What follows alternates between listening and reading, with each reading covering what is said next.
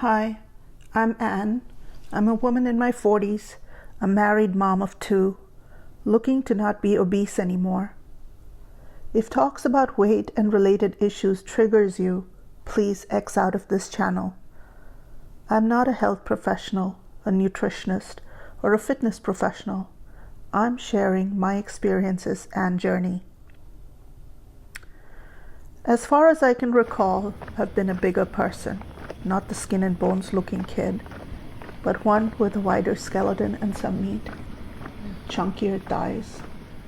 A lot of women on my father's side of the family were or are built that way, and they're also taller than the average woman.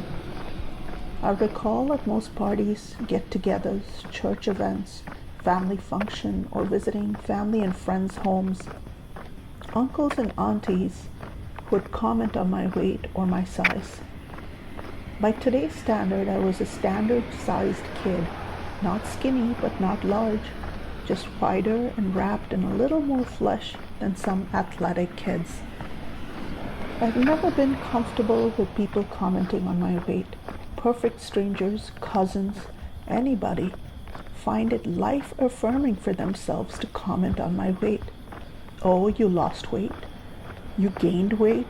Or you're the same as the last I saw you? Right then I tend to crawl into my large shell. And I generally never said anything back. As a little girl, I remember I would go to my room and be down on myself, but not too down to not eat, but angry that my parents didn't protect me from these people. Even as an adult, I crawled into my shell many times as an average-ish, large-sized American woman. Now I'm much larger, but I'm better about saying something back sometimes. But I still off and on feel terrible about myself, irrespective of whether I said anything back or not. I also have gotten used to lying to myself. Oh, you know the kind of lies those of us who are heavier say to ourselves. As long as I can move, work out, walk a certain distance, I'm okay. Or I'm okay if I have good or normal blood work. I've said all these and more lies to myself for years. I have been sad and felt like an extreme failure for some choices that I made, and food became my solace.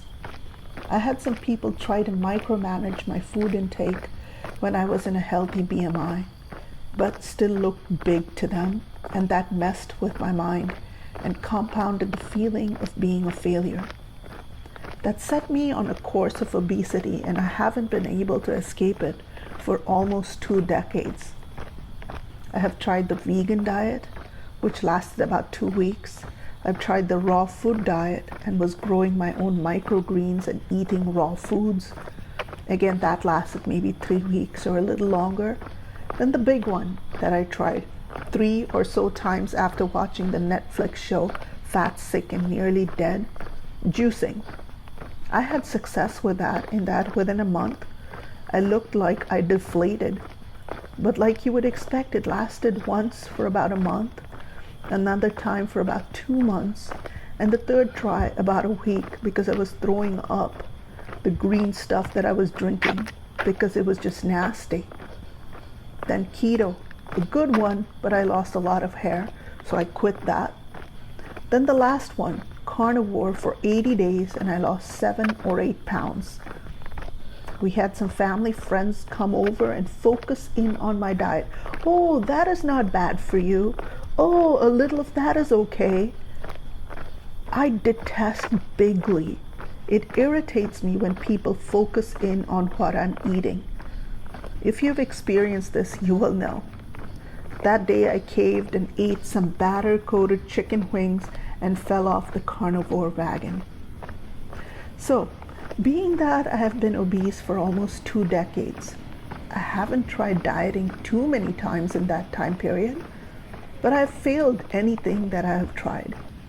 My issue is the love of carbs and portion control.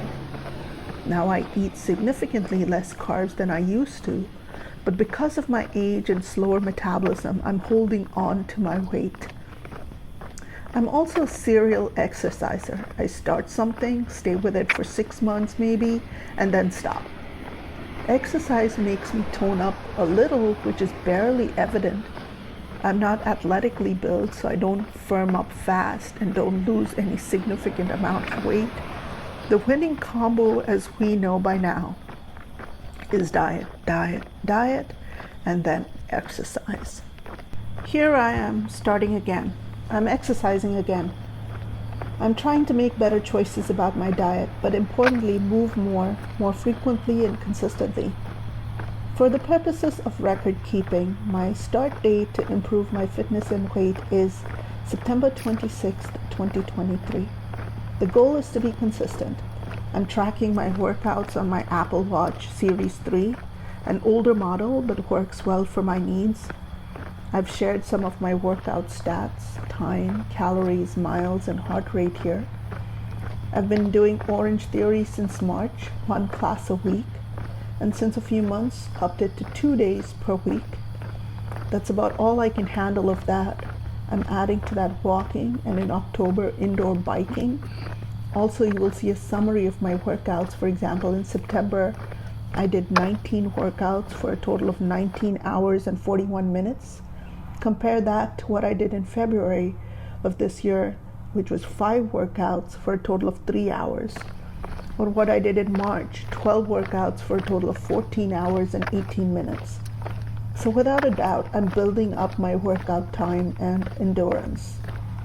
My body is adapting to the increased workouts, but also I take longer to recover.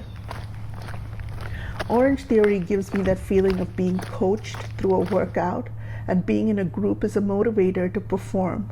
But that isn't enough. 2 days per week of Orange Theory is not sufficient for me.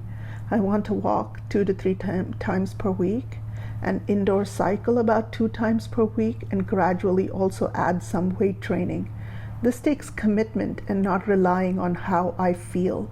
Because as tired as I might feel, I still have it in me to walk 30 minutes, even if it is slow paced. For me, I have to overcome a lot of mental barriers. I also understand the importance of rest and recovery. I hope to have updates here on how it is going and maybe encourage others who feel down and tired from being stuck to maybe move. Just moving is good on so many levels. In my case, it helps my mood, my energy, and how I feel about myself. I might not lose a pound, but when I work out consistently, I perceive myself as a better version of myself. I cannot explain it. I love to hate those people who run 10 miles in 30 minutes and call it a jog or a slow run day, but I also admire their dedication, their commitment to something that I find challenging. Bye for now.